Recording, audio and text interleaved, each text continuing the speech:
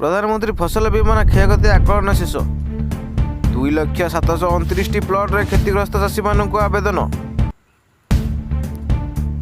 अमल परिवर्तन फसल क्षयक्षति आकलन कार्य शेष हो सोमवार सुधा प्राय 1 लाख क्षतिग्रस्त प्लॉट बाबद को मोट 21,96,00,000 क्षतिपूरण सीधासलख चाषी मानकर बैंक खाता को प्रदान करा जायछि।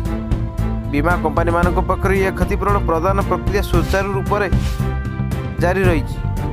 सूचना योग्य जे डिसेम्बर मासर 2 थर अदिनिया वर्षा जो राज्य में खरीफ फसल विशेषकर अमल हो सारी पर धान फसल व्यापक क्षयक्षति परिलक्षित होता।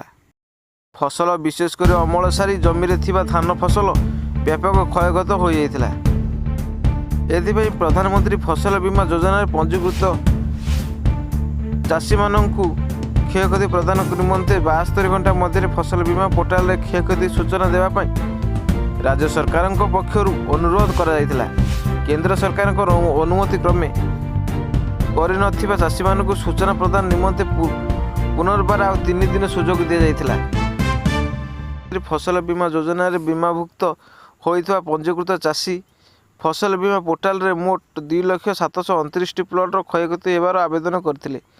तन्मध्यरु गंजाम जिलार सर्वाधिक 47,969 संख्यार आवेदन पत्र मिलिथिला।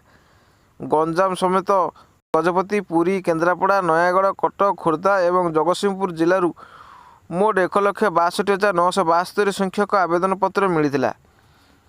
एही समस्त आवेदन को भित्ति करी तुरंत क्षेत्रीय स्तर में फसल क्षति आकलन कार्य तुरंत शेष करने 4टी कंपनी को राज्य सरकार तरफ निर्देश दि जाइथिला।